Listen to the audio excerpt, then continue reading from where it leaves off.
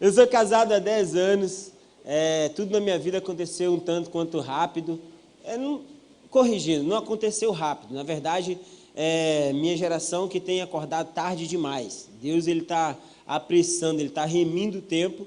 Então eu vejo que 19 anos de idade, eu não estava preocupado com quem eu iria namorar, quem que eu iria enrolar, quem que eu iria pegar, mas eu estava sendo ordenado a pastor, 19 anos de idade, sendo reconhecido pela minha igreja. Isso não me torna, evidentemente, melhor do que ninguém, é só para você entender que Deus ele não faz acepção de pessoas, mas ele faz de atitude.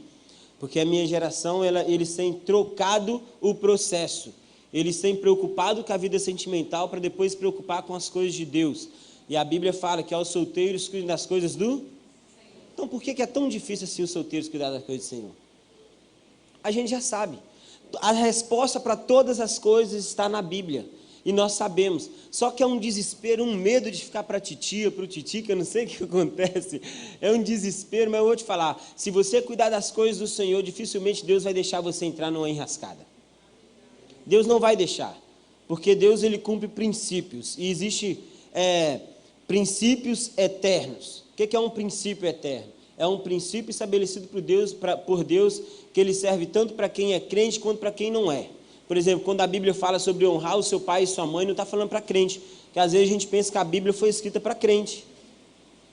A Bíblia não foi escrita para crente.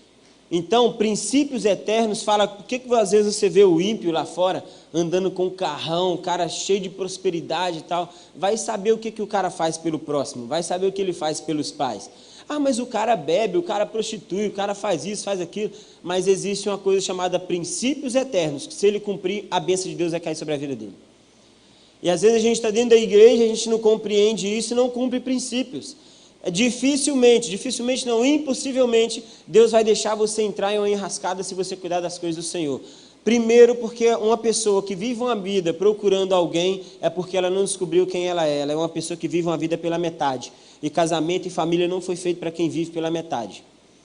Foi feito para quem é inteiro. Então, são coisas que a gente precisa novamente voltar a falar no meio da igreja. Vira e mexe eu falo sobre família, porque nós somos pastores de família lá na cidade, lá na igreja local. Vocês estão felizes? É igual uma metralhadora assim, mas já vai dar certo.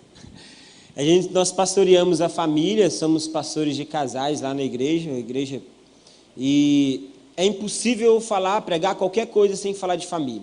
Então, como eu disse, tem 10 anos de casada, minha esposa pregou para mim e me conectou a Jesus, fez com que Jesus me aceitasse. Eu não aceitei Jesus, ele me aceitou. Ela pregou para mim, nós éramos pré-adolescentes, nem sonhávamos em ter nada um com o outro.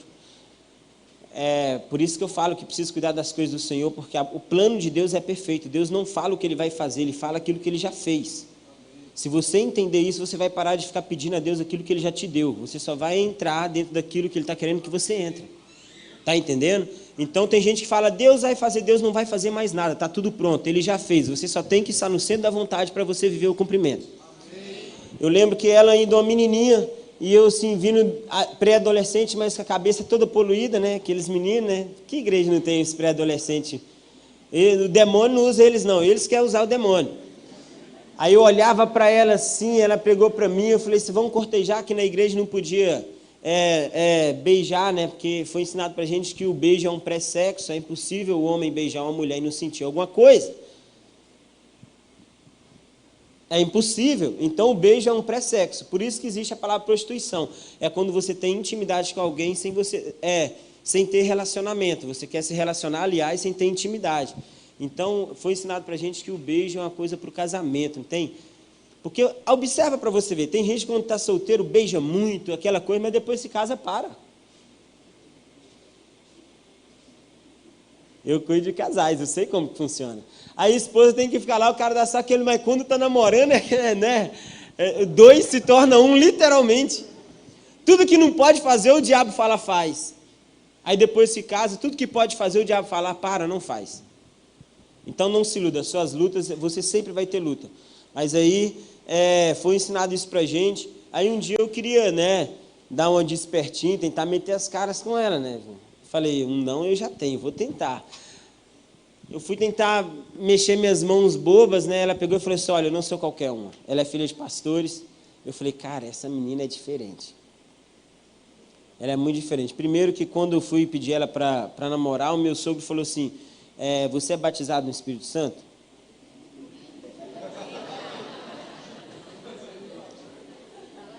Irmãos, eu peguei e falei assim, cara, eu tenho 3 semanas de convertido.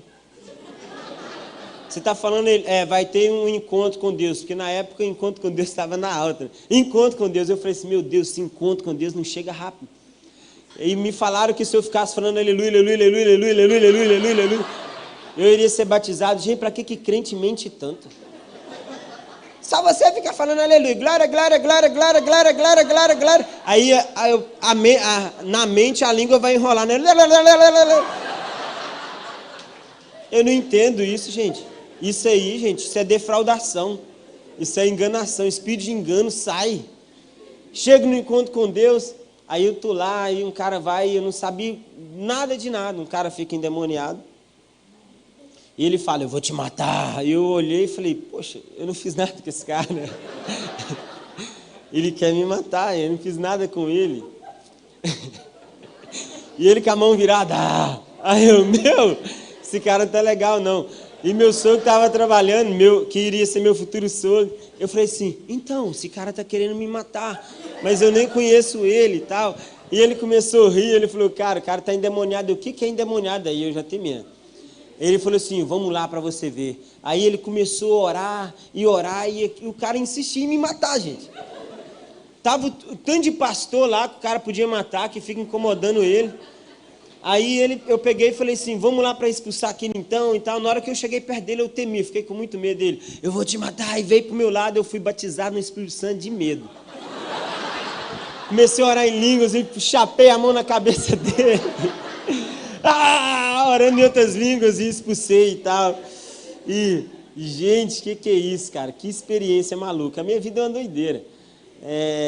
E aí eu cheguei na casa dele, na segunda-feira, né, que geralmente acabava no domingo, meio-dia, cheguei e falei assim, e aí? Ele, cara, você não tem jeito não. Eu falei assim, eu cortejar com ela. E engraçado que para mim conseguir cortejar com ela também, antes de mais nada, teve jantar dos namorados, que eu não sei por que o pessoal pega gente solteiro para servir, gente. Para de humilhar. Eu sofri demais, eu servi muito jantar de namorado, gente.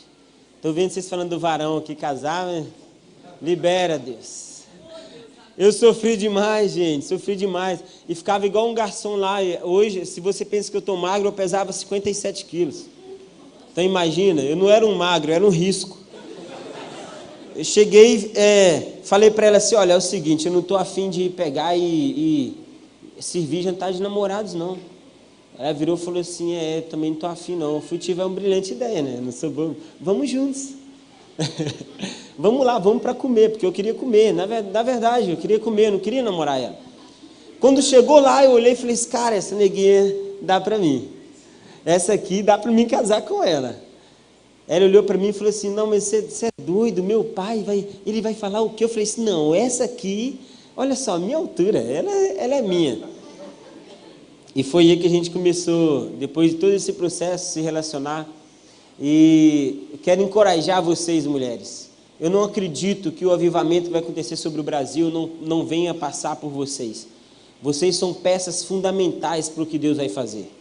Quando você ouve falando assim, pastor fulano de tal caiu, pastor fulano de tal pecou. Minha avó fala uma coisa, cara, que eu acho que deveria ter na Bíblia.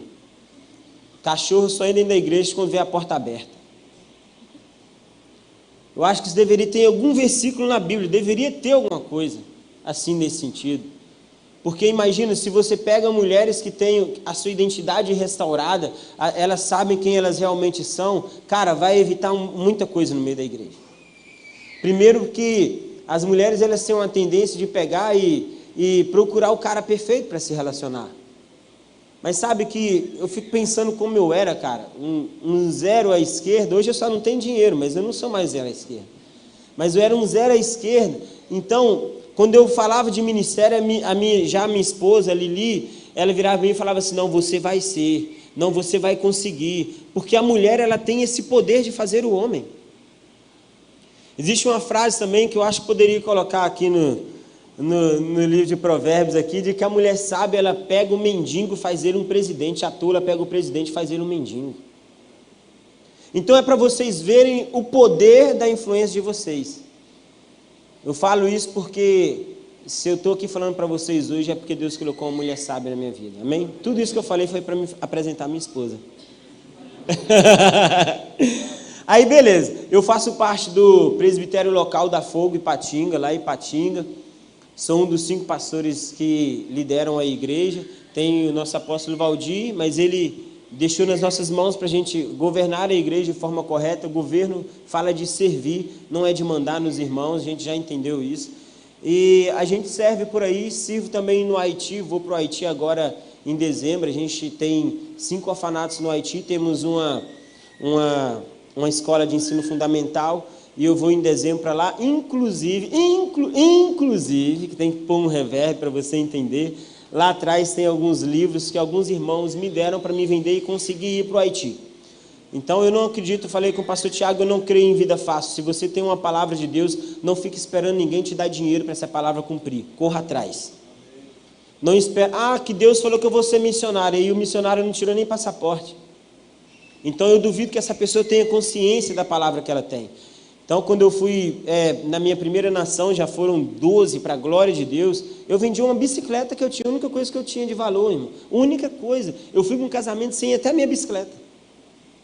Única coisa, quando eu recebi a palavra, nem sonhava em ir em lugar nenhum, fui lá, vendi a bicicleta e tirei meu passaporte. Aí foi, Deus foi me levando em nações, eu fui conhecendo e as coisas foram acontecendo. Estou falando para que você tenha oportunidade, a gente tem apenas 10 livros lá, se você for olhar, aqui tem dezenas e dezenas de irmãos, que se quiserem contribuir de alguma forma, só ir lá atrás. Você não vai estar abençoando somente a mim, que vou para o Haiti, entenda, minha passagem já foi comprada.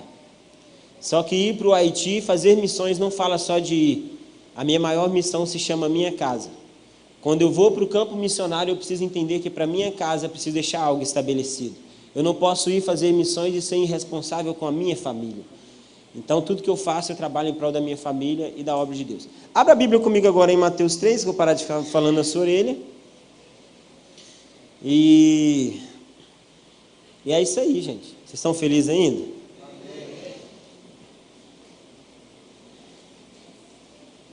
Tem muita coisa antiga que tem mais valor do que coisa nova. Tem gente que tem carros antiguíssimos, que não venderia nunca para comprar um Camaro. Por isso que fazer parte do que Deus está fazendo não diz respeito à idade, diz respeito a valor. Não diz respeito a preço, diz respeito a valor. Eu falei hoje em uma das minhas redes sociais, antes de eu ler, que vai ser Mateus 3, a partir do versículo 14, eu falei em uma das minhas redes sociais que eu fui para o YouTube um dia desse, eu fiquei assustado, eu vi um jovem solteiro ensinando de casamento. Tem algo de errado? Ele pode? Ele pode. Ele pode, mas a Bíblia fala de poder e autoridade. Tem coisa que você pode, mas a autoridade ela te é confiada quando você pega e tem as marcas daquilo que você adquiriu. Então eu vou falar para você um pouquinho das minhas marcas. Muito bom. Legal. Oh Deus, obrigado. Está escrito assim em Mateus 3, versículo 14. Mas João o impedia, dizendo: eu que tenho necessidade de ser batizado por ti, e vens tu a mim? Versículo 15. Jesus, porém, respondendo, disse-lhe: deixa que assim seja por agora, pois nos convém cumprir toda. Vamos lá, toda? Então João consentiu. E Jesus, Yeshua, quando foi batizado, saiu logo da água, e eis que se lhe abriram os olhos, e viu o Espírito de Deus descendo como pomba e iluminando sobre eles. 17. E eis que uma voz do céu dizia: este é o meu filho amado, em quem eu me alegro, me comprazo, tenho prazer. Pai, obrigado por essa noite. Eu oro ao Senhor, Pai, Espírito de sabedoria e revelação, venha sobre nós, recaia sobre esta igreja, Pai. Espírito da verdade, venha sobre nós, é o que nós te pedimos em nome de Jesus. Amém. Sabe de uma coisa? Quando José ele morreu um tanto quanto cedo, e Yeshua ele começou a cuidar dos seus irmãos. Quando Yeshua começou a cuidar dos seus irmãos, uma das coisas muito verídicas na Bíblia é de que ele pegou a profissão do seu pai, José, seu pai emprestado, José. Ele foi carpinteiro. Então, aqui nós estamos falando de um Yeshua, Jesus, o carpinteiro. O Jesus, o carpinteiro, é que cuidou dos seus irmãos. Jesus, o carpinteiro, é o que chegou diante de João Batista. Só que a revelação de Yeshua como carpinteiro, ela não é uma revelação plena, porque ele veio como carpinteiro, ele morreu como um cordeiro e ele ressuscitou como Salvador. Entendeu? A revelação plena de Yeshua ele foi o carpinteiro? Sim, mas existem processos: carpinteiro, cordeiro e Salvador. Quando Estevão estava morrendo, defendendo a causa na qual ele acreditava, as Escrituras falam que Estevão via o Filho de Deus. Ele estava em pé, ele não estava sentado. Ele via um trono. Ele está falando de um lugar, de um posicionamento de governo. Está falando de um Jesus que já estava governando junto com o Pai. Então, quando você vê essa passagem bíblica, você vê um Jesus que ele sabe quem ele é e a sua missão de vida. A maior crise da nossa geração nesses dias de hoje, que são as palavras que a gente mais ouve falar, geração e avivamento, são pessoas que por hoje sabem quem eles pensam que sabem quem eles são, mas quando é amanhã, eles já não sabem mais quem eles são. É uma crise de identidade. Como eu disse na introdução aqui, que foi um tanto quanto longa, mas foi necessário, foi legal. São pessoas que vivem a vida pela metade. Dentro disso que eu estou falando para vocês, se você para analisar, mantém sua Bíblia aberta no capítulo 3 de Mateus, a Bíblia fala em Gênesis, não precisa abrir, que no princípio criou Deus homem e mulher, amém? Capítulo 1 de Gênesis, macho e fêmea ele os... Quando a Bíblia fala sobre criação, está falando sobre você criar algo a partir do nada. Deus decidiu, desenhou, ele planejou o homem dentro dele e ele criou, ele não precisou de matéria-prima para criar o homem. A gente confunde o criar com o formar. Se você vai no capítulo 2, a Bíblia fala, e formou o homem do pó da terra. Ele formou o homem que ele havia criado. Formar já fala de forma, sobre você precisar de uma matéria-prima ou de uma forma, ou seja, está olhando para algo para você pegar e formar. A Bíblia fala ainda que já não são mais dois, agora são, quando fala em contexto de casamento, já não são mais dois, agora são... Então você vê que a matemática de Deus, ela nunca vai bater com a matemática humana.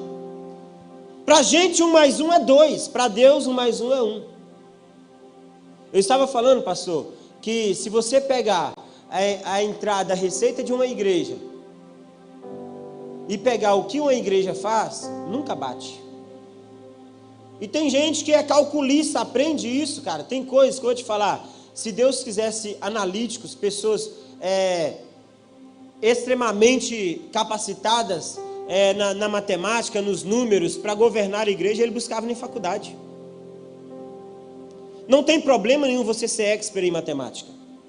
O problema é você entender que no reino de Deus a sua matemática não bate.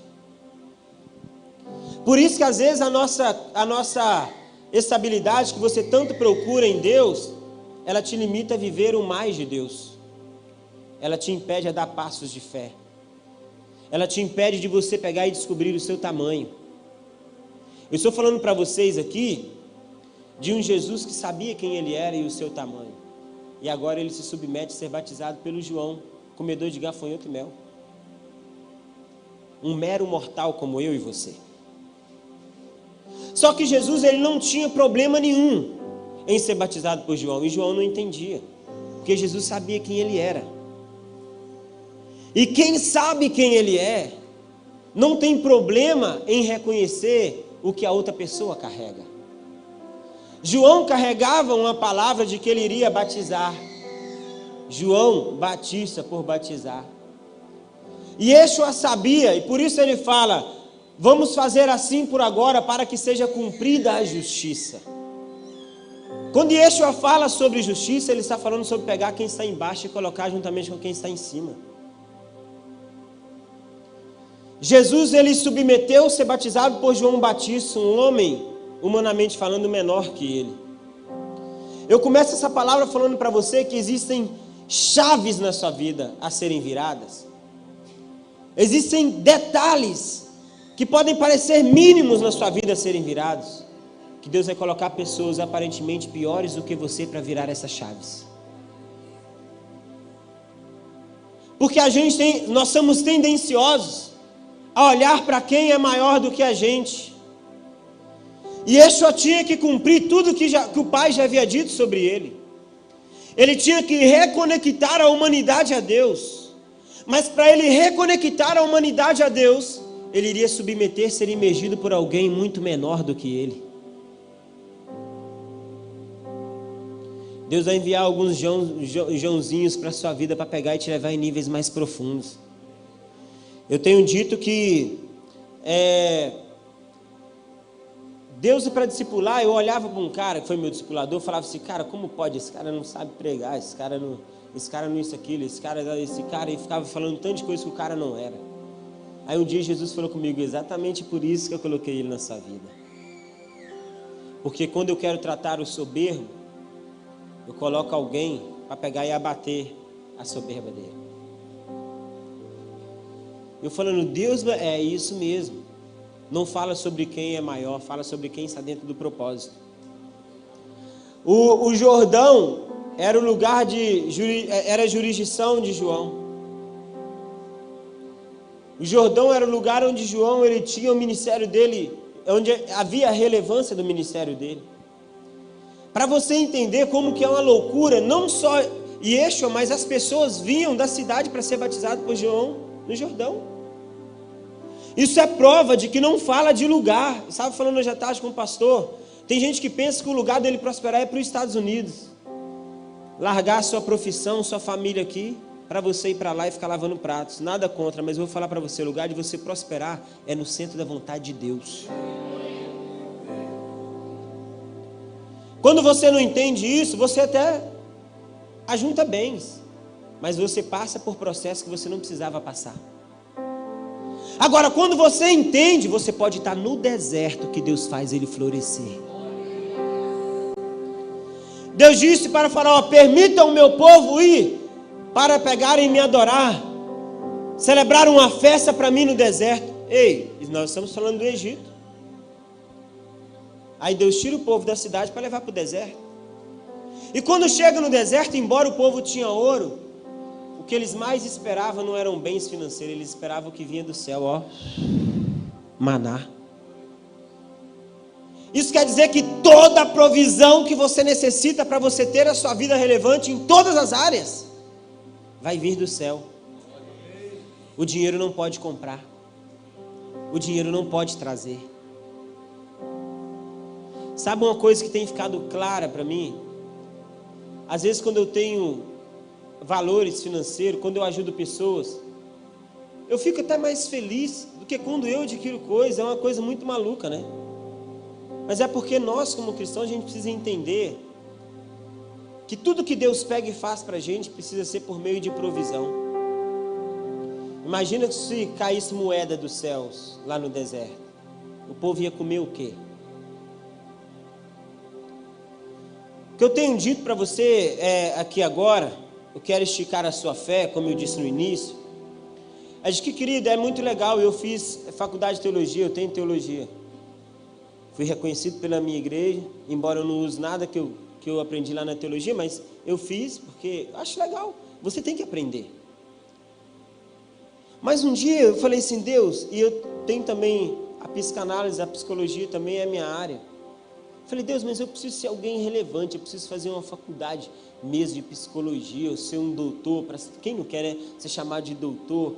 Aí Deus falou comigo, Highlander, você pode fazer isso, porque é o que você quer, eu quero abençoar o seu coração. Você quer? Pode fazer. Você pode. Mas o que eu tenho para você não depende especificamente disso. Deus me fez uma pergunta que foi o seguinte: será que todos os donos de hospitais são médicos?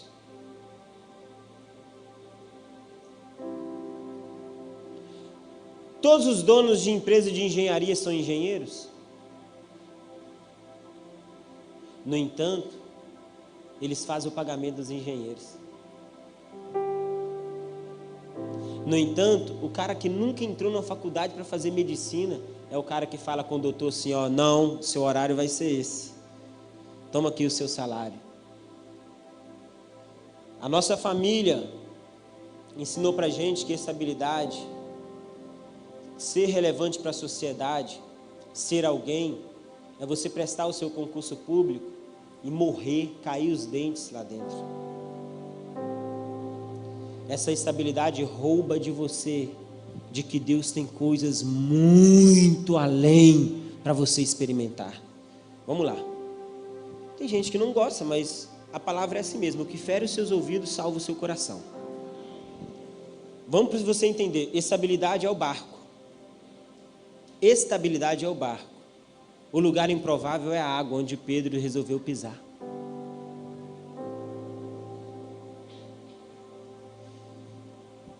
Dentro da nossa área da psicanálise, com certeza que deve ter algum psicólogo, você vai entender que aquilo que você não consegue enxergar, o seu cérebro ele não tira, ele não faz a leitura, e se ele não faz a leitura, ele não reconhece. Então por que tem pessoas aqui dentro com potencial e palavras de Deus e não estão vivendo o melhor de Deus? Porque eles estão vivendo debaixo de uma prisão cerebral de razão. Como você não consegue enxergar o que Deus te falou, o seu cérebro fala para você, vai sozinho que eu não estou com você. Aí você deixa de dar passos importantes na sua vida por causa de algo chamado razão. Eles riram de Pedro, mas Pedro pisou nas águas. E ele andou, deu alguns passos, mas ele deu. Quem depois de Jesus fez isso? Isso fala sobre você que tem uma palavra de Deus, se posicionar de forma que ela possa se cumprir na sua vida. Eu quero bugar a sua mente a respeito disso. Porque a minha esposa, ela vai fazer. Ela falou, amor, eu quero fazer psicologia também. Ela vai fazer. Ela pode fazer, mas eu falei, eu quero bugar a sua mente, amor. Para você entender que você pode fazer 1000 faculdades, mas o que Deus tem para você sempre vai ser maior do que todos os seus diplomas. O que adianta você ter todos os seus diplomas na parede e você ser uma pessoa que quando coloca a cabeça no travesseiro você não é feliz? Porque não fala do que você tem nas mãos, fala de quem você é. Quando Deus disse, rasgou os céus e falou, eis o meu filho amado em quem eu me comprazo, Jesus não tinha curado ninguém. Ele não tinha expulsado o demônio de ninguém. No entanto, Deus o amou porque ele sabia quem ele era. Viver uma vida plena é você viver uma vida descobrindo constantemente quem você é. Um dia minha esposa olhou algumas roupas, a gente tem desejo de ter uma loja, porque nós somos missionários e gostamos de abençoar pessoas. A minha esposa fala, amor, você não pode ficar com dinheiro no bolso. Às vezes eu fico com dinheiro no bolso e saio. Aí eu ouço alguém falar, que isso aqui ele toma, que isso aqui ele toma. Ela fala, você é igual ao Papai Noel, você precisa mudar isso. Eu estava em casa e minha esposa pegou e comprou algumas roupas pela internet, fez um depósito financeiro numa conta e a conta era fake. A conta não era fake, a empresa era fake, nós fomos enganados, foi um estelionato. Eu olhei e falei assim, uau Deus, e agora? O que está acontecendo? E minha esposa chorando, falando, amor, eu não acredito. Deu errado. E eu sem saber como confortar o coração dela. Eu saí dentro de casa e o Senhor falou comigo, você precisa saber quem você é. Eu falei, como assim? Perdemos dinheiro, nós vivemos da fé, ninguém ajuda a gente em nada, você precisa saber quem você é. Eu falei, como assim, Deus? Ele falou, cara, você perdeu. Será que é tão difícil assim admitir que perdeu? Às vezes a gente é igual o bebezinho mimado. Perdeu, sacode a poeira e segue a vida. A gente tem medo de admitir que nós somos, eu passei por uma frustração, foi frustrado. Cara, mas isso não define a sua história. Falei com um pastor, trabalhava na Samar, ganhava bem, Samarco em Guarapari. Ganhava muito bem. Que salário. Assim, peguei e fui numa área que não era a minha área, eu não tinha autorização documentada para mim pegar e participar daquela atividade. Vazou gás e acabou que a minha imunidade baixou, eu dei toxoplasmose ocular nos 2 olhos, perdi 78% da visão dos 2 olhos. Em função disso, a empresa me mandou embora, porque eu estava numa área que não era minha. Para mim estar lá, eu deveria ser treinado. Eu estava errado. Justa causa. Minha família, meus familiares, tudo morando em Ipatinga aqui, eu morando com meu filhinho, bebezinho ainda na época, e minha esposa lá em Guarapari. Eu falei assim, uau, e agora? O que vai ser? E as coisas começou gastando dinheiro com colírio. Eu usei um colírio que era R$780, e ele durava 1 semana.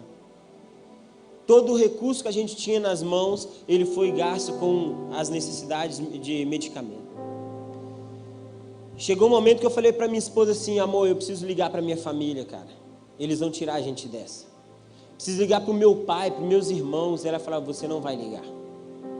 Eu falo, cara, você é maluco, a gente tem um bebezinho dentro de casa, nós estamos passando necessidade. Eu falei, olha o armário, olha como que eu estou, eu não enxergo. Para mim ir no banheiro você tem que me guiar, para mim comer você tem que pôr o prato na minha mão, eu não consigo, não dá. E eu no início de uma depressão, porque eu estava me sentindo impotente e não poder fazer nada pela minha família.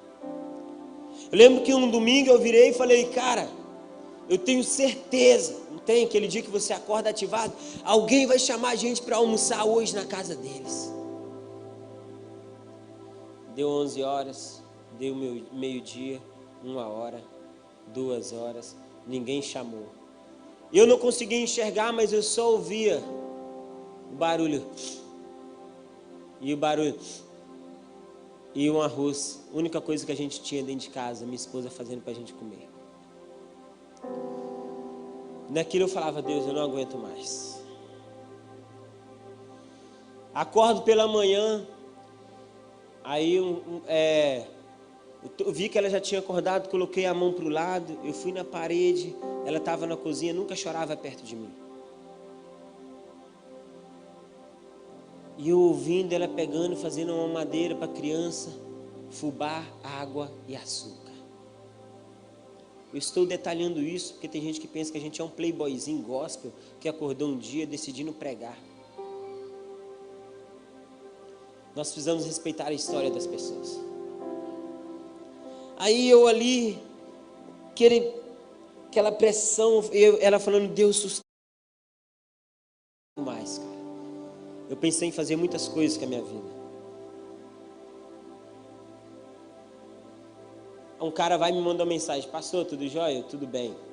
Ele, pastor, você quer pegar um serviço particular? Eu falei, cara, eu quero tudo, qualquer coisa, me fala, o que eu tenho que fazer? Olhar menino. Eu lembro que a mensagem que eu mandei para ele é isso, olhar menino, lavar carro, o que é, cara? Eu preciso fazer alguma coisa, eu ainda não estava enxergando. Ele falou, pastor, vamos comigo em Meaípe, que é mais para frente de Guarapari, e eu vou te mostrar. Quando chegou lá, tinha um terreno, uma casa linda, um terreno, uma enxada, uma picareta e uma pá. Ele falou, os donos dessa casa querem perfurar uma cisterna. Eu falei, vamos embora, eu vou perfurar a cisterna. Ele saiu, eu comecei a chorar. Foram 2 semanas perfurando aquela cisterna. Cara, eu chorava. Eu chorava, a mão sangrava e eu chorava. Eu falava, por que eu não posso falar com a minha família? Aquele processo era meu. Eu não poderia dar jeitinho para Deus. O sofrimento é a maneira pela qual Deus nos capacita a viver os planos dele na nossa vida. Ele nos amadurece. E eu olhei lá no fundo daquela cisterna depois de 2 semanas, sem enxergar direito. Eu falei, Deus, mais uma vez, por que eu não posso falar com a minha família? Por que eu não posso fazer isso? Deus, cara, eu não preciso ser muito bom em física para saber que vento não vai em buraco. Eu suado, uma escada de todo tamanho, magrinho, irmão. Naquela época eu acho que eu estava com menos de 57 quilos ainda. Se batesse um vento eu voava. Era tempo, né, de vaca magra, não era vacas aidéticas. Que tempo, irmão. Veio aquele vento dentro daquela cisterna. Aquilo foi envolvendo o meu corpo, eu fui arrepiando. Deus começou a falar no meu coração. Sabe como que a minha presença é? Ela é como oxigênio. Ela invade os seus poros. Ela passa por todo o seu corpo. Você está olhando para cima agora, que eu olhei para cima e ele fala, era isso que eu queria que você fizesse a todo tempo. Eu fiz um pacto com Deus. Nunca mais eu vou viver minha própria vida assim. Porque eu havia cedido o que eu estava fazendo para me pegar um emprego no qual eu iria ganhar muito bem. Foi aí que Deus falou comigo sobre estar nele. E eu falei, eu vou ficar no Senhor. As pessoas falam comigo, você é maluco, você fica com esse negócio de ministério, mas o que você está fazendo? Você consegue levantar pessoas para ir para o Haiti, nós vamos para o Haiti com 17 pessoas. Cada um arcando com a sua responsabilidade de R$5.000, ou seja, se eu não me engano, R$85.000. E eu não consigo fazer coisas para mim. E quando as pessoas falam isso, aí eu lembro da palavra de quando eu saí daquela cisterna, Deus falou comigo. Faça como Noé. Estava todo mundo questionando ele, o que ele estava fazendo. E sabe o que ele fez? Continuou batendo o martelo. Eu falei, Deus, mas é difícil. Ele continua batendo o martelo, porque vai chover novamente. E eu olho para essa passagem bíblica de Mateus 3, eu olho para a minha vida, o Senhor, e vejo que o Senhor falou comigo, Ele falou, cara, sabe por que eu te fiz você entrar dentro dessa cisterna? Que eu vou te levar em um lugar. Todo homem de propósito coloca um divisor de águas na vida dele. No seu caso foi a cisterna. Qual que é o divisor de águas na sua vida? Se você é um tipo de pessoa que você foge do processo, você está atrasando o que já era para você estar vivendo. Eu falei, Deus, mas tem que ser assim? Tem. Porque no dia que você esquecer da cisterna, eu te volto para ela. Que tipo de homem e mulher que Deus vai usar nesses dias? Homens e mulheres que vão chegar em lugares e nunca vão esquecer de onde eles saíram. Eu uso só marca japonesa. Que me dão e que me deram. É muito engraçado, de roupa, calçado, celular, computador. Eu falei isso com um cara, eu queria tanto escrever um livro, o cara me deu um computador. Eu queria tanto fazer isso, aí um me deu um celular. Então, eu só uso isso, marca que me deram, japonesa. Que eu vou te falar, cara, é muito bom a gente viver totalmente dependente de Deus. Sabe que Jesus, ele submeteu, ele foi batizado. O batismo de Jesus foi um batismo de humildade. Eu me submeto, João. Mas ao que João estava falando para Jesus? Cara, não, você é muito maior do que eu, você que tem que me batizar. Mas João, você não está entendendo, eu quero ser batizado, é por você mesmo. Isso é justiça, é como se Jesus falasse, João, eu sei quem eu sou, eu não tenho problema de te empoderar. Eu não tenho problema de reconhecer quem você é, quando eu sei quem eu sou. As pessoas iam até João, mas um dia João resolve a sair do Jordão e ir para o palácio pregar. Só que João foi chamado para pregar e batizar pessoas no Jordão. Quando chega, ele usa a mesma mensagem no palácio. E aquele momento ali, a cabeça de João foi pedida, precisa matar ele. Isso fala de uma espécie de pessoas que estão fora do seu lugar de atuação. Como eu morei no Espírito Santo, todos os dias tinha notícia de gente que pulava da terceira ponte. Todos os dias, médicos, engenheiros, desempregados, donos de casa, casados, depressivos. Todos os dias alguém pulava da terceira ponte. Porque era o maior bem para a sua estabilidade espiritual e emocional. é você entender que fala de uma pessoa. Eu falei sobre não ser mais dois, ser um, porque Deus não criou o homem primeiro para depois criar a mulher. Deus criou homem e mulher juntos. No capítulo 1 de Gênesis. Lê lá. Lê. Criar. Aí depois ele forma o homem primeiro. Isso quer dizer que aquela pessoa, não existe aquela pessoa que vai tirar você desse sentimento de abandono, esse sentimento de que você não nasceu para ninguém, porque você passou uma frustração. Não existe tampa amassada para panela velha, porque você não é metade de ninguém. Deus te criou inteiro, Deus te criou inteira. Quando você pensa que você é metade de alguém, o abusador, ele reina sobre a sua vida. Já viu aquele tipo de mulher que o marido,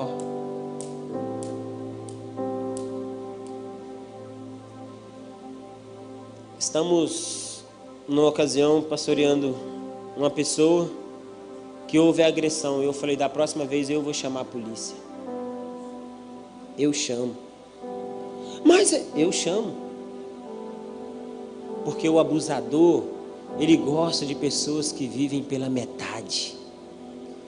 O abusador fala, que isso, para de bobeira, isso não me larga nunca. Eu prego sobre família, eu não prego divórcio. Eu luto pela família até o último instante. Até porque eu entendo que o Deus que abriu o mar pode também a sua família salvar. Se você crer que Deus abriu o mar, fez fogo descer do céu, e você não crê que Ele pode restaurar a sua família, você não crê em nada. Só que quando a pessoa vive pela metade, o abusador reina. O que eu quero falar para vocês? Descubra essa noite quem você é e você vai viver uma vida relevante. Não é o que você faz, é o que você é. Sabe por que nós estamos em uma geração que é muito voltada? As pessoas reconhecem o que umas postam no Instagram, o que faz, rede social, é fazer. Porque essa é uma geração de mentoria, mas eu sou de um tempo de discipulado. Mentorear, você estica dons e talentos. Discipulado, você trata o caráter. Mentorear, você mentoria a capacidade da pessoa, você instrui ela financeiramente, você instrui ela nisso, você instrui ela naquilo, mas discipular é você colocar o dedo na ferida dela e falar, você precisa ser curado nisso aqui, Por isso, quando você está numa geração onde se fala mais de mentoria do que de discipulado, as pessoas começam a dar valor àquilo que você pode e sabe fazer, não mais a pessoa que você está se tornando. E Yeshua chega na casa da sogra de Pedro, e aquela mulher estava acamada. A Bíblia fala que ela estava com febre muito alta. E por ela estar com febre muito alta, ela não podia fazer mais nada a não ser ficar acamada. A Bíblia fala que Yeshua pega e toca nas mãos daquela mulher.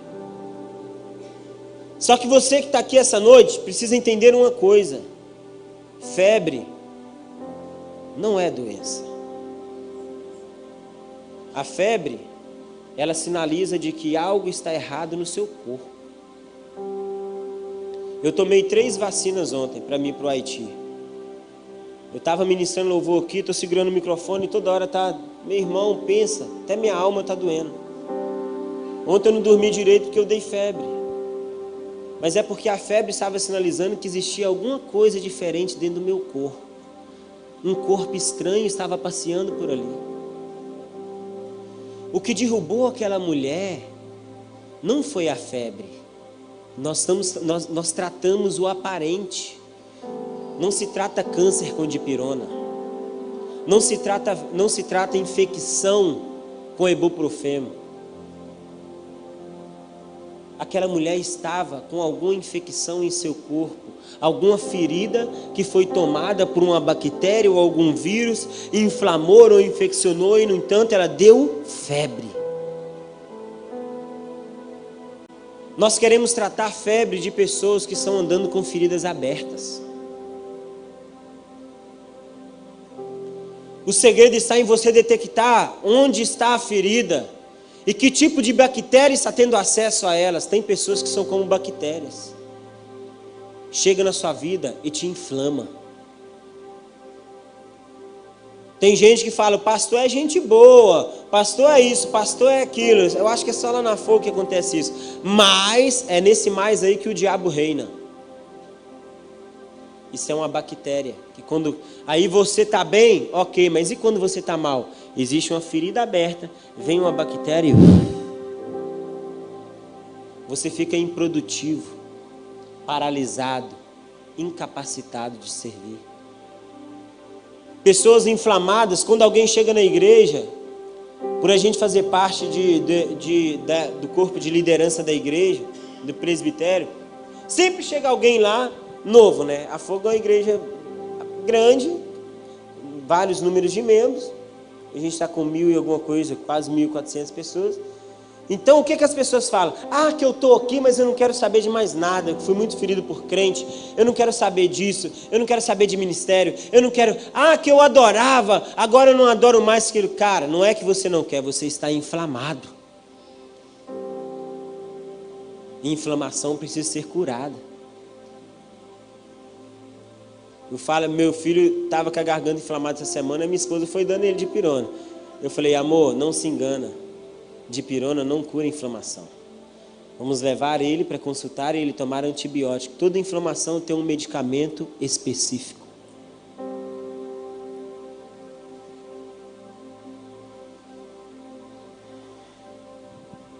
Yeshua indo para ser crucificado, Pedro no pátio. Entra dentro da Bíblia comigo agora, porque às vezes a gente só lê, a gente precisa entrar dentro da Bíblia. Pedro no pátio. E ele no pátio seguindo Yeshua de longe, até que alguém acende uma fogueira. Quando acende-se uma fogueira, quem Pedro era é revelado.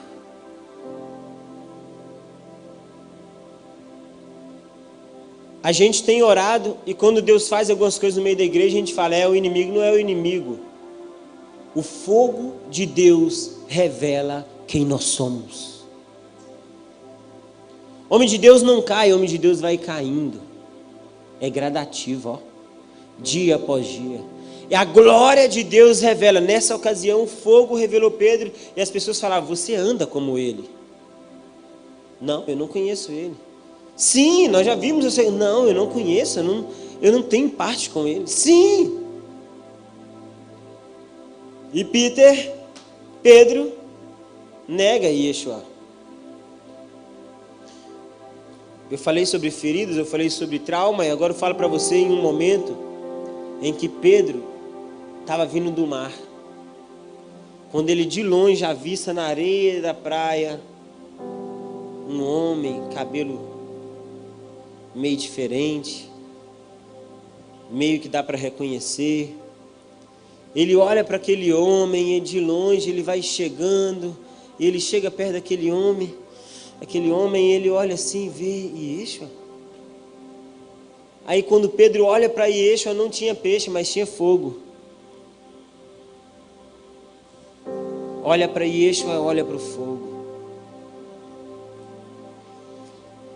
E Yeshua começa a conversar com Pedro e por um momento ele fala, e aí Pedro, tu me amas? Sim, te amo, Senhor. Continua o diálogo e Yeshua fala, Pedro, tu me amas? Sim, Senhor. E pela terceira vez ele pergunta, Pedro, tu me amas? Senhor, tu sabes. Vê a diferença das respostas.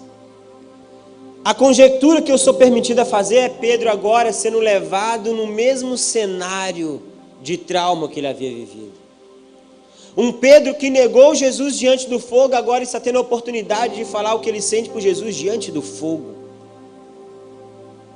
É como se eu conseguisse ver Pedro olhando para o fogo e falando para ele, tu sabes o quê? Tu sabes que eu te neguei? Tu sabes que eu não sou tudo que eu aparento ser para as pessoas. Tu sabe que eu estou machucado. Tu sabe que eu fiquei chateado. Tu sabe, Qual que é o tu sabes da sua vida?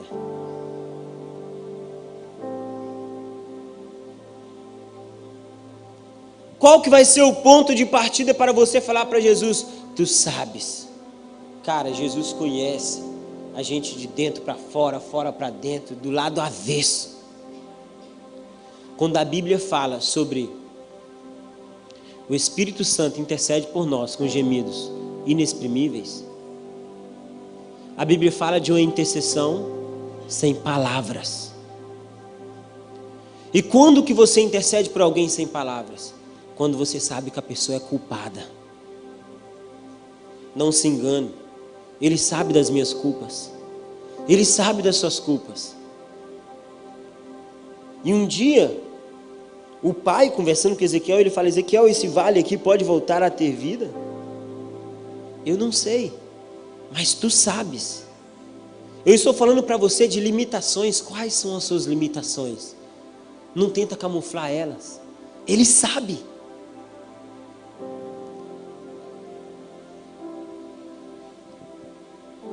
Quando a menininha inocente estava sendo abusada, Ele estava lá. Quando a mulher estava perdendo a única coisa que ela tinha de valor, sendo humilhada, Ele estava lá. Porque Ele sabe. Não se engane, Ele sabe da sua vida. Então por que a gente não rasga nosso coração? E fala com Ele, cumpre em mim a sua justiça.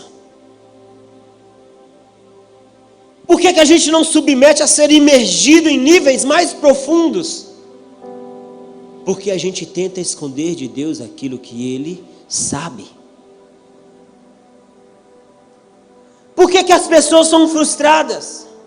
Porque elas estão rindo no momento que elas estão com vontade de chorar. Respeita as estações da sua vida. Você está acabando com você. Você está se autodestruindo. Deus trabalha com estações. Você não tem que provar nada para ninguém. Quando eu estou triste de verdade, eu vou chorar. Quando eu estou feliz, eu sou feliz de verdade, porque eu não tenho que provar nada para ninguém. Aquelas pessoas que falam, não, eu vou manter a postura. O seu orgulho te tirou do jardim. Está acabando com a sua vida. Tem algo que a gente faz lá na igreja que é muito legal. Muito legal. Ah, pastor, isso, aquilo, tal. Meu irmão, lá virou uma cultura nossa. Sentiu ofendido? Onde que existe algo de errado? Quando eu me sinto ofendido, pastor Bruno, se for ofendido pelo Senhor, e pegar você, né, que nós somos novinhos, né, e pegar e, ao invés de pegar e retratar a ofensa contigo, eu pegar e falar com o outro. Nós encontramos a fórmula da cura. Qual que é a fórmula da cura? Você bater de frente com aquilo que te machucou. Mas você está fugindo? Você vai ficar fugindo até quando? Você vai ficar improdutivo até quando? Jesus levou Pedro para o mesmo cenário que no qual ele havia o negado, diante da fogueira. Alguns de vocês, Deus literalmente vai levar em lugares em que vocês foram traumatizados.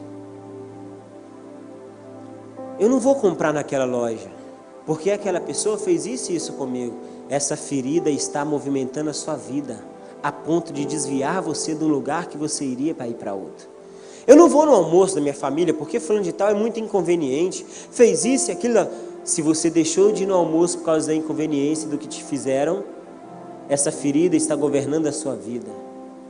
Até quando isso vai governar a sua vida? Até quando você vai ser movimentado pelas coisas que te machucaram? Por causa de mágoa, 2 homens saíram de Jerusalém e foram para Emaús. Porque eles estavam magoados. Eles estavam chateados, porque Jesus havia sido crucificado. E desde quando você está machucado ou magoado, você tem que decidir coisas? Gente magoada só decide bobeira. Na base da pressão, da tristeza, você só decide besteira, só faz coisa errada e acaba de estragar muito mais com aquilo que você estava fazendo. Eles estavam frustrados e saem de Jerusalém, vão para Emaús, terra dos prazeres, lugar de águas termais, águas quentes. Vamos para lá. Vamos para lá porque a gente está magoado, a gente está chateado. Ele foi crucificado, vamos para lá. Vamos sair do lugar espiritual e vamos para o lugar onde a nossa alma vai ser satisfeita. Sabe, eu não sei agora, não lembro na verdade qual versículo específico, mas a Bíblia fala que o útero do homem é o seu Deus. Fala do homem, o útero do homem é o seu Deus. Fala sobre uma fome que te movimenta. O que movimenta a sua vida revela quem é o seu Deus. Se você é movimentado pelas suas frustrações, sinto muito em te dizer que você é uma ferida viva caminhando pela terra. Mas sabe de uma coisa? A própria Bíblia fala também que Deus é aquele que abre a ferida, mas é aquele que fecha.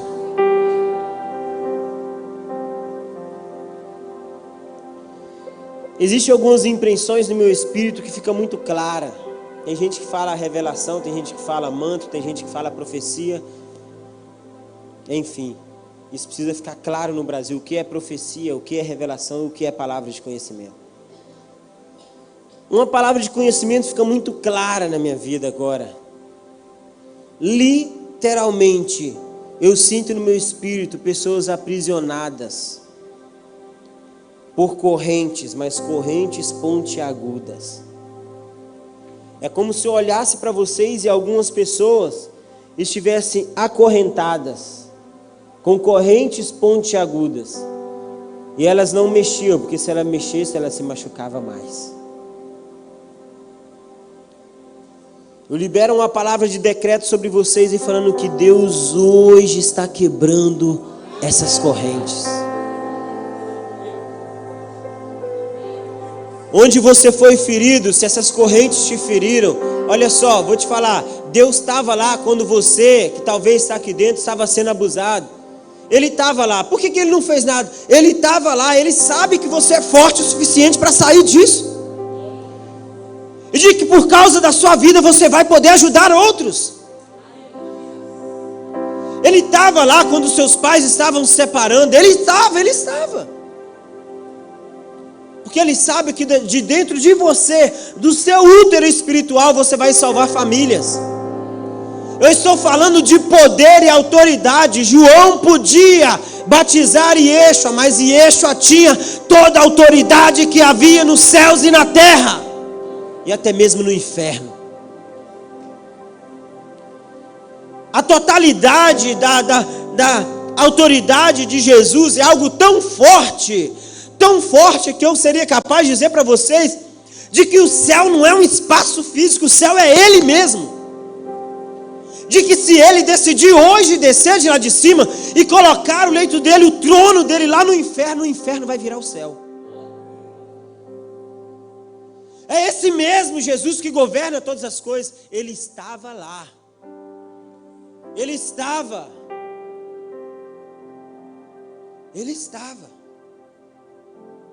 Mas Ele não se move por apenas necessidade. Ele se move por coisas importantes. Existem coisas que são necessidade passa. A sua necessidade agora não pode não ser a próxima de amanhã. Mas o que é importante e não pode ser negociado.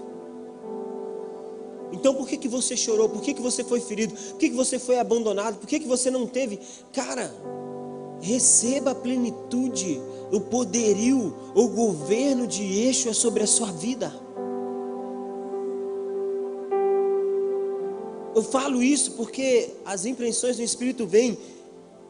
Eu quero falar, talvez vai servir para algumas pessoas. Alguns morreram no deserto, outros entraram em Canaã. Os pais que morreram no deserto não conseguiram enviar os filhos para Canaã. Eles foram, mas eles entraram em Canaã bastardos. Mas de qualquer forma entraram em Canaã também porque tinham uma nova mentalidade. O evangelho não é conforto, é confronto. O evangelho é lugar onde a gente tem a nossa mentalidade ferida, para o nosso caráter ser restaurado. Toda a relevância que você espera na sua vida, eu falo para você que essa noite, toma uma decisão, literalmente, de nascer de novo. Nascer de novo não fala de entrar dentro da igreja e levantar as mãos.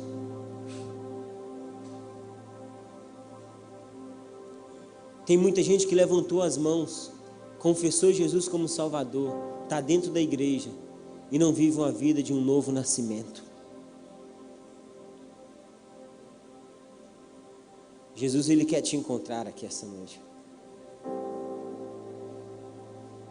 Seja lá qual for, ou onde for, que o diabo conseguiu te ferir, eu vou te falar, o diabo é o cachorro de Deus.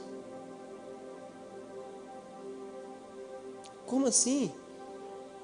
O diabo é igual um cachorro de Deus. Pastor, mas que isso? O diabo jamais faria nada na sua vida sem que Deus permitisse. Você está falando que Deus permitiu quando eu fui magoado, quando eu fui ferido? Não fala de quem você era, fala de quem você está tornando. Deus não estava olhando para mim quando eu estava apenas dentro daquela cisterna, Ele estava olhando para mim hoje aqui, falando para vocês. A sua humanidade atrai os seus olhos somente para o que te machuca. Deus, Ele olha para o plano. Existe um plano. Eu quero orar para que esse plano se cumpra na sua vida. Uma outra coisa que fica clara para mim, pastor Bruno, que embora vocês tenham essa equipe maravilhosa que foi formada aqui, pastor Tiago, fez essa festa linda, ninguém tem a revelação plena das coisas.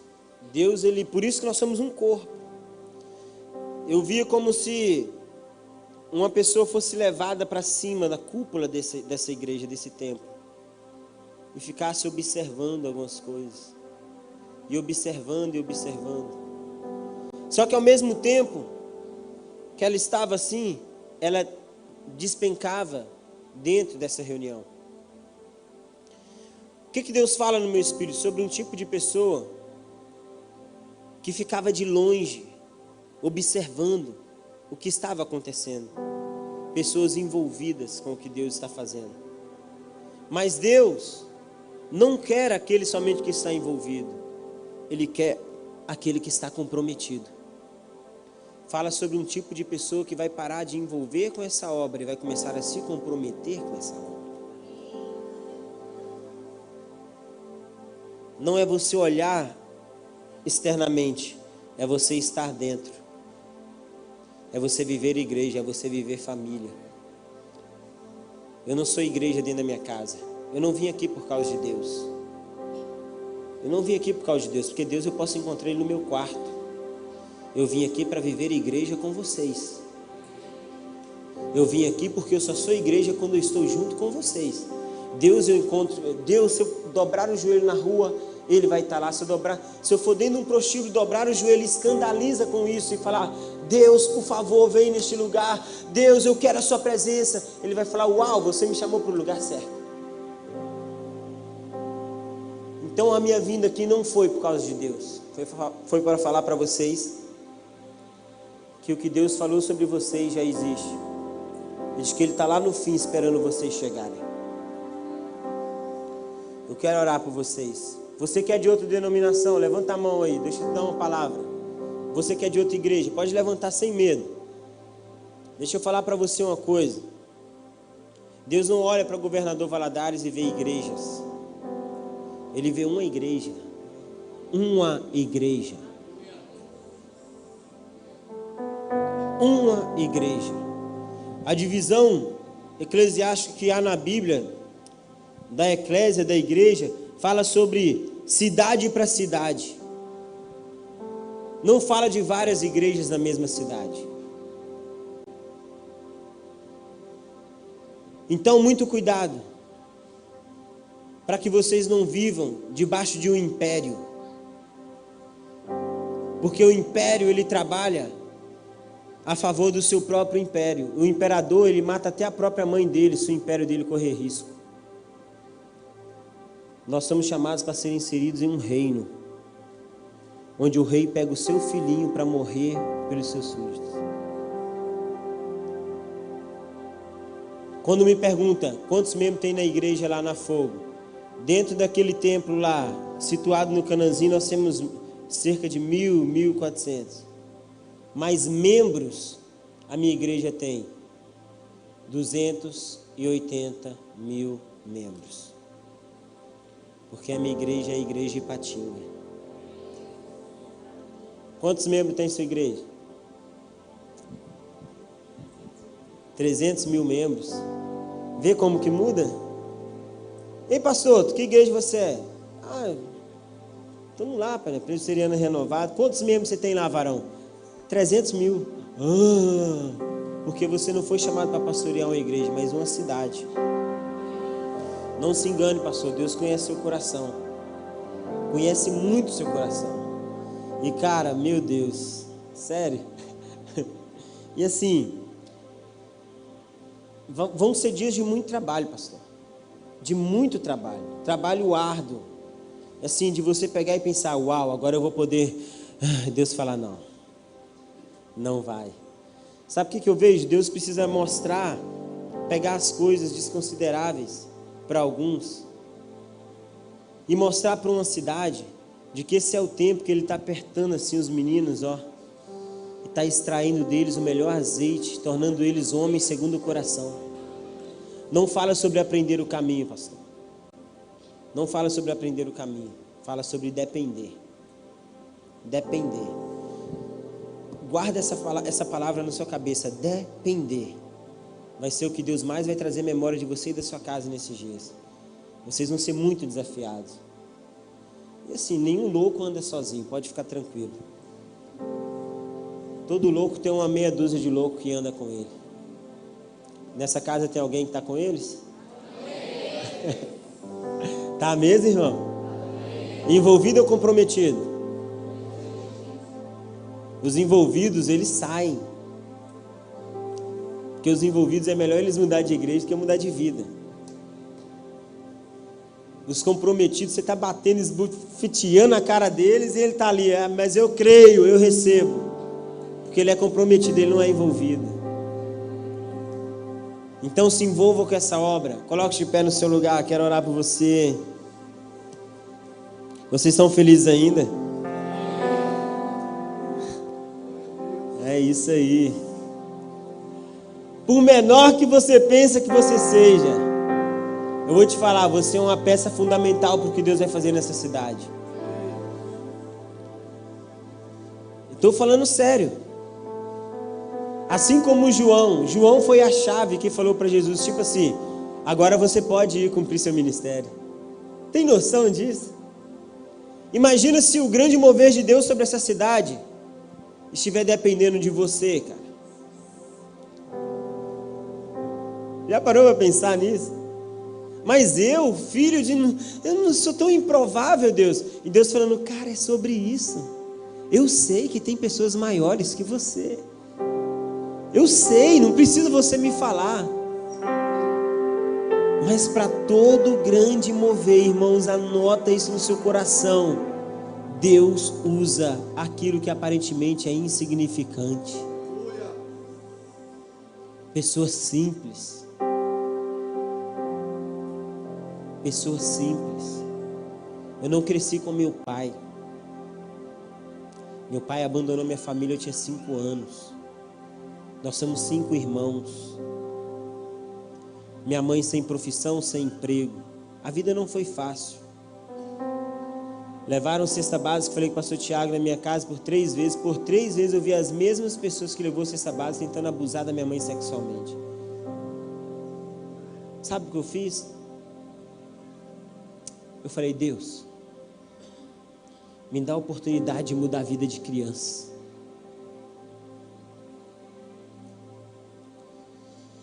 Deus, eu não tive meu pai para chegar para mim e falar, você precisa fazer isso, você precisa, mas eu vou mudar a realidade de uma geração.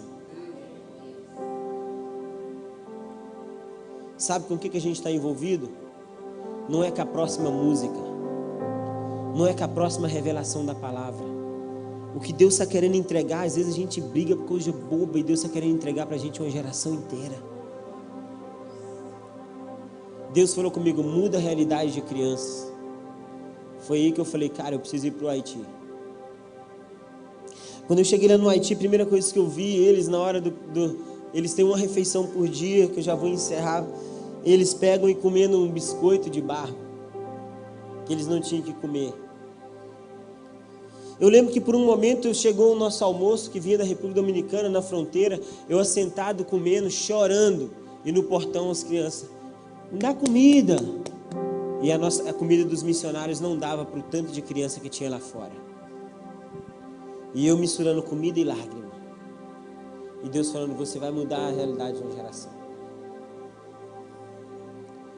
Sabe o que eu quero convidar você? Deixa Deus tocar nas suas feridas para que você possa curar uma geração.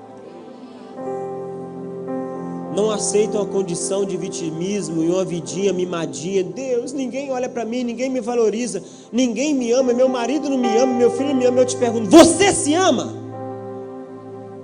Porque se você se ama, você vai ressignificar todas as suas dores e cuidar de pessoas.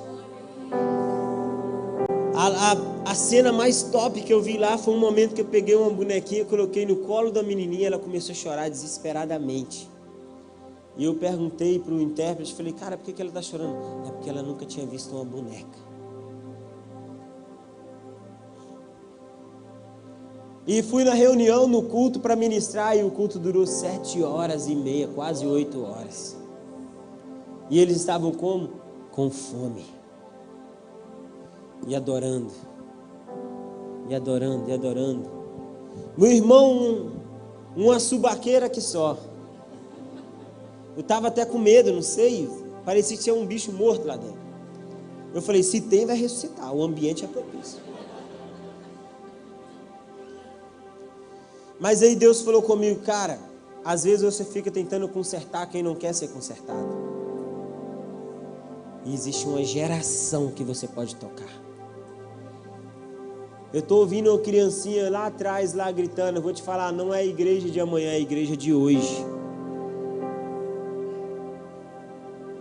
É a igreja, eles são esperança para os nossos dias. Um dia eu estava numa discussão com a minha esposa no quarto, que casado discute, tá? É diferente de brigar. Eu falei, não amor, isso aqui dela, não, isso aqui. Aí eu dei uma alterada na voz, ela deu uma alterada na voz, meu filho acordou na madrugada, isso era de madrugada, ele acordou assim, o que é isso menino? Ele falou, pai, o que é aquilo? Eu falei, aquilo o quê? E tem uma varanda no nosso quarto, ele falou, tem 2 homens ali, pai, de branco. A gente está discutindo relação e os anjos de Deus estão lá fora. Os nossos filhos terão visões.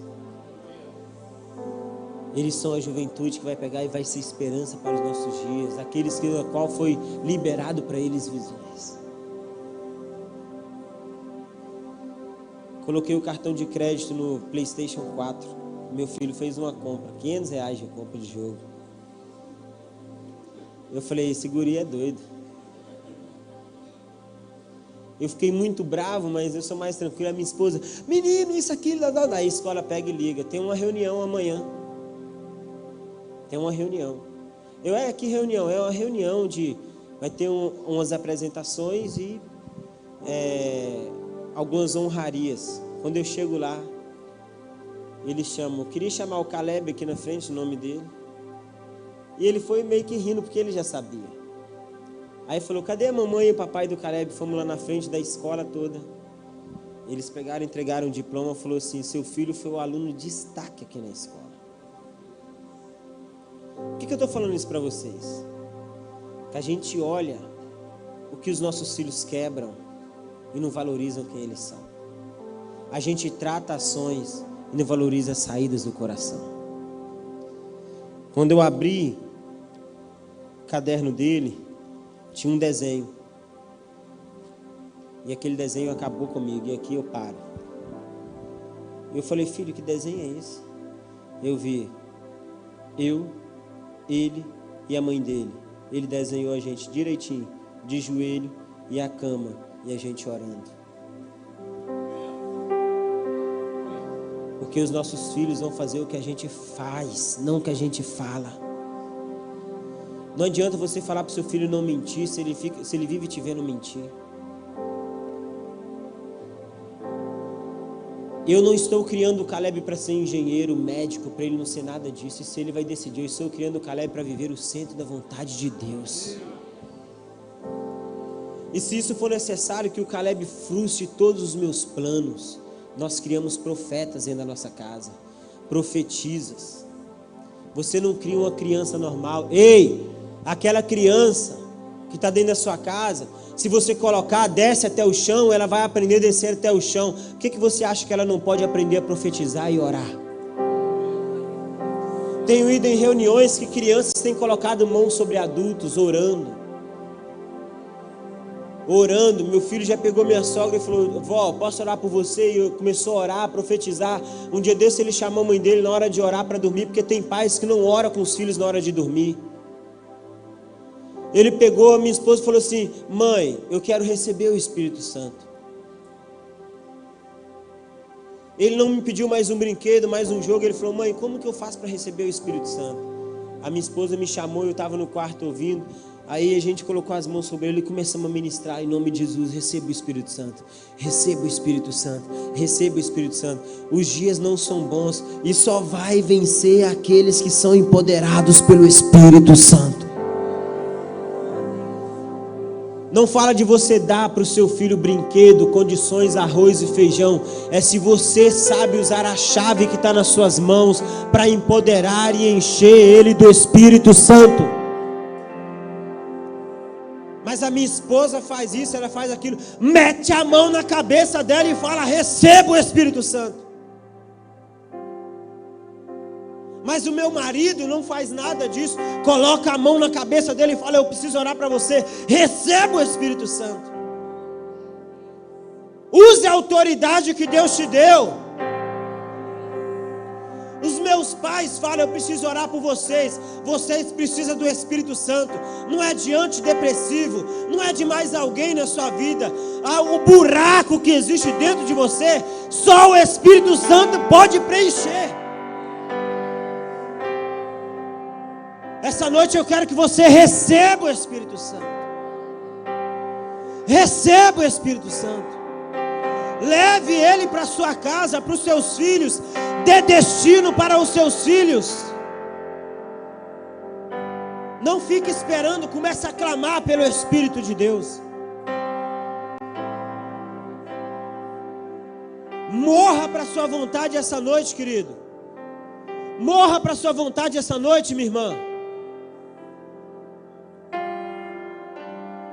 Você quer alguém para a sua vida? Estou batendo muito nessa tecla, Deus deve saber por quê. Você quer uma pessoa de Deus? Eu pergunto: você é uma pessoa de Deus? Você quer uma pessoa boa? Eu te pergunto: você é uma pessoa boa? Você é um tipo de pessoa que se inclina diante de Deus?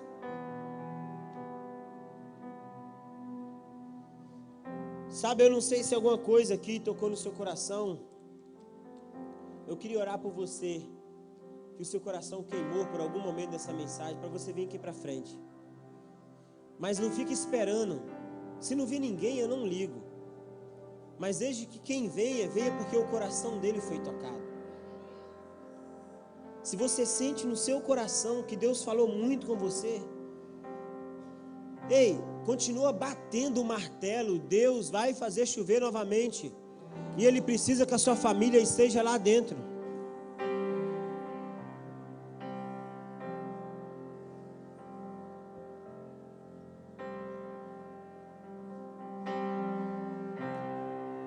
Pai, por favor, Jesus. Por favor, Jesus. A sua palavra diz que o Senhor deu ordem aos seus anjos a nosso respeito. Então libere os seus anjos. Eu oro pelos anjos que atuam na jurisdição de Governador Valadares, que não são os mesmos que atuam em Ipatinga. Que esses anjos que protegem esses anjos, que impedem ações demoníacas, esses anjos que sobem e descem com respostas da parte de Deus, começa a tocar vidas aqui. Começa a tocar vidas. Ei, você é completo, cara.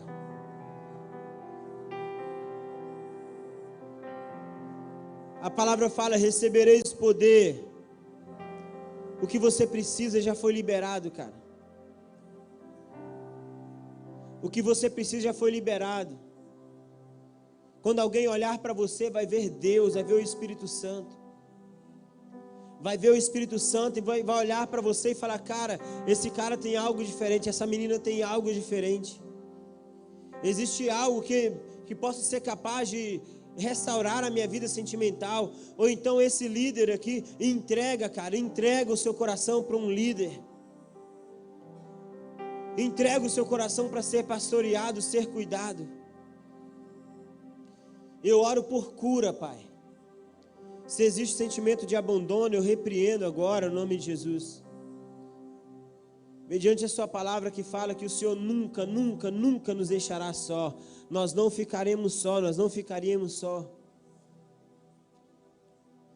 Eu oro, Pai, por aquelas pessoas que vieram aqui à frente, que coincidiram com aqueles que estão aprisionados numa corrente pontiagudas, que eles sejam libertos pelo Teu sangue.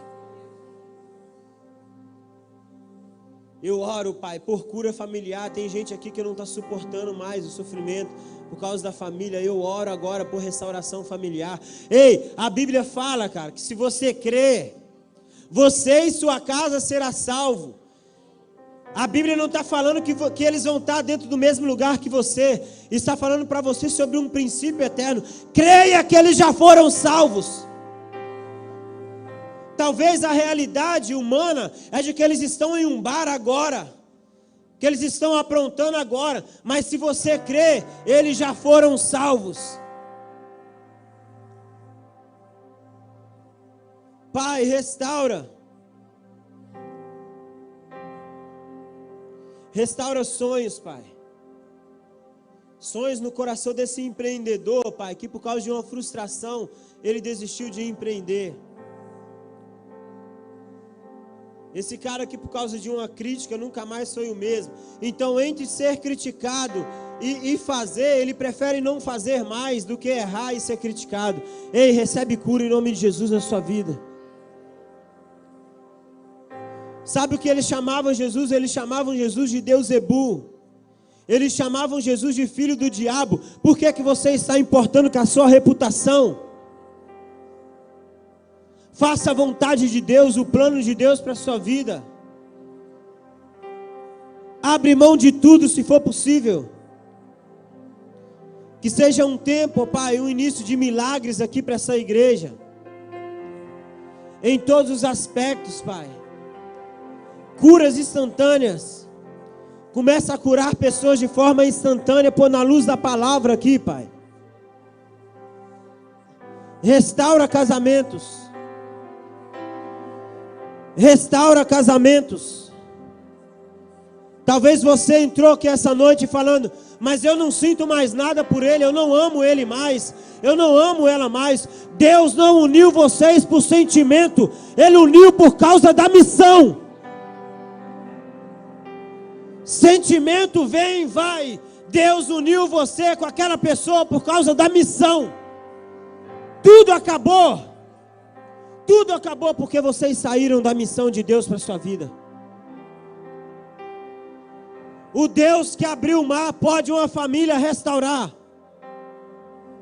O Deus que abriu o mar pode uma família, um casamento curar.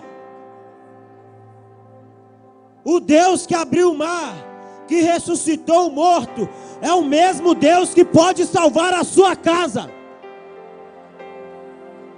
O Deus que entregou o sangue dele na cruz e ressuscitou. Ninguém pode se ressuscitar. Ele se ressuscitou. É o mesmo Deus que está entrando dentro da sua casa. Ele está indo lá. Chega. O tempo da vergonha passou. Essa palavra está gritando nos meus ouvidos. O tempo da humilhação acabou. Deus vai te dar condições de você servir todos aqueles que te machucaram. Você vai ser usado. Prepara uma mesa para mim na presença dos meus inimigos. Eu vou assentar com eles. Eu quero servir eles. Maior é o que serve. Ei! Oh! Vamos lá, Jesus. Vamos lá, Jesus.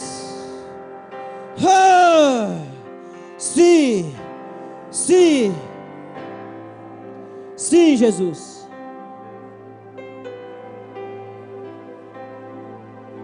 A cura na identidade. Cura na identidade está sendo liberado sobre vocês. O diabo roubou a identidade do endemoniado gadareno, levando ele a ser aprisionado. Ele vivia em volta de túmulos, tentando, gritando, ressuscitando o que já estava morto. Ei, uma palavra para você: não é mais ninguém que está te machucando. Talvez você está se ferindo com pedras.